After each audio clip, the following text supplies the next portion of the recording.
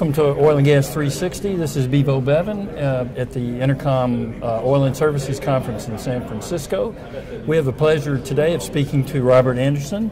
He's EVP Corporate Development and Engineering for Earthstone Energy. And Robert's got a lot of interesting things to tell us, so we're going to dive right in. Okay. Robert, we appreciate your introducing Earthstone to the Oil and Gas 360 audience. Your company operated for a long time as Basic Energy, and going back to the 70s. Can you tell us how Earthstone came together and talk about your December transaction? Sure, Bevo. I appreciate the opportunity to give you a little bit about the new Earthstone story. So, sure. As some background, we merged in December with Earthstone and Oak Valley, and also did another transaction we'll talk about in a moment, I'm sure, and closed that December 19th. Some background to who Oak Valley is the management team there has been together from 10 to 25 years, 26 years, and it's led by Frank Lazinski. This is the fourth public entity that Frank and team have been involved in, and so we've been through a number of cycles as well as a number of public and private companies. The most notable, the last one being Geo Resources. So this management team had Geo Resources, and obviously Ray Singleton has led Earthstone going back to the basic Earth Sciences days, and then converted their name to Earthstone, and he's joining the team. And he and his team and our team have put this transaction together in December, and we closed the deal, and at the same time we brought in another 20% ownership position in our Eagle Ford asset in Fayette and Gonzales County, Texas. So the three transactions were closed in December, and we're off and running now. Wow. You had a busy month in December. Yes, it was. Let's talk a little bit about the company's assets. From what I read, Earthstone has almost 11,000 net acres. In the Bakken and in Texas, you've got 23,000 acres in the Eagle Ford. Can you bring us up to date on these properties and kind of what's going on there? You bet. When we closed this transaction, Ray and his team brought 98 interests in 98 producing wells in the Bakken Three Forks play across North Dakota and Montana, as well as some conventional assets both in North Dakota, Montana, and South Texas. And we at Oak Valley brought in primarily an asset in the Eagle Ford, but we also have production elsewhere in the state of Texas and Oklahoma and North Louisiana. But our primary asset is that Eagle Ford asset. For the third quarter, we averaged about 3,700 BOE a day, 60% oil. And then when we closed the transaction, we were up to 4,000 BOE a day. So not only did we continue operating, we closed these deals, and like you say, it was a busy end of the year for us. Sure. Can you talk a little bit about the balance sheet? Take us through that and some of the cash flow. Sure. When we closed the transaction, there ended up being about 13.8 million shares outstanding now. So the Oak Valley side received about 9.1 million shares. Our partner in the Eagle Ford received about 3 million shares, and of course the existing Earthstone shareholders have about 1.7 million. So 13.8 million shares. So we have a market cap right now of about $380 million. Depends whether the stock's up today or not, but we'll just start with that. Yep. We also brought in $100 million worth of cash from our private equity investors on the Oak Valley side when we contributed the assets and the cash to the company.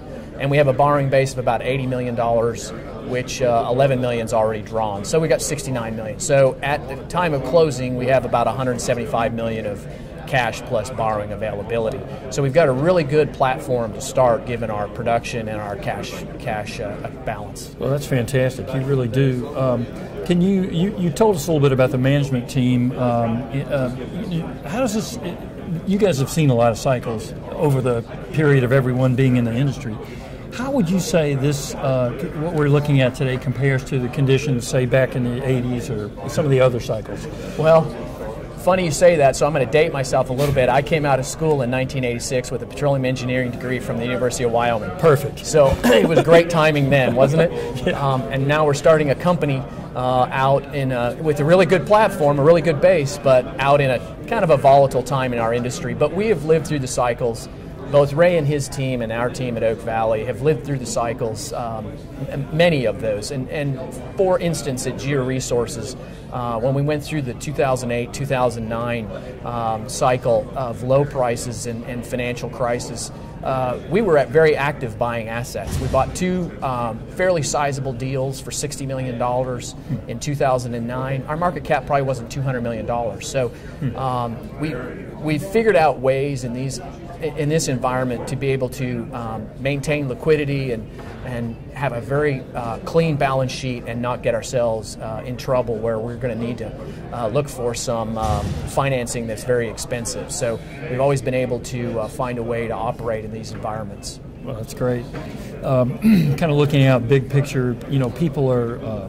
We've heard from a lot of analysts today and in the last few months about the price of oil and natural gas, et cetera. But people are making predictions, and it's you hear anything from $100 to $20 a barrel in 2015. Where do you, just drawing on your experience, where do you see oil prices going? Well, unfortunately, I hate to say this, but if I was any good with a crystal ball, we would have hedged all of our production 7 or 8 months ago, right? And unfortunately, we didn't do that, so we're a little bit behind on our cash flow projections because of that. We're living in this time. But I'll tell you that from our experience at Geo Resources, which is, we lived through that cycle in 2008-09, we saw prices in 2008 reach a high of $140, and at the end of the year they were $30 or so. We averaged $95 at Geo that year. In 2009, prices started out very low. In fact, some of our Bakken production was netting in the $20 barrel range, but the year averaged $56. And then in 2011, we were 10, we were back to about $72, and in 11, we were back in the 90s. So we've seen this 95 down to the lows and back up again. I don't know whether it's a U, a V. One of our investors coined it maybe more like a check mark, and I agree. It just depends on what side of the check mark it be. It's the time that it takes to recover is what we have to worry about living through. And so we've set up our balance sheet where we can survive, and we've set up our operations where we can survive, and having capital flexibility is what's probably most important to us. Right. And it sounds like with your capital flexibility, you would be in position to take advantage of some deals out there if you saw properties you liked and wanted to do something like that. Bring them on. We're ready. We're evaluating opportunities and trying to get ahead of the curve and looking at other areas that we haven't spent time evaluating in the past, so that we can take advantage of the opportunities. That's fantastic. So in the near term, where are you going to focus the resources? We have some capital committed to the Bakken in 2015. Okay. Having a broad acreage position, small interests across the basin. We're involved in 40-plus wells right now in various stages. We've got 20 wells drilling, 7 wells completing, and we got another 15, 20 wells that we're already approved and will participate in whenever the well gets started. So that's one piece of our capital program. The other piece is in our Eagle Ford project. Sure. 2014 was busy for us. We did a lot of drilling and completing. We brought on 21 Eagle Ford wells, brought on 4 Austin Chalk wells.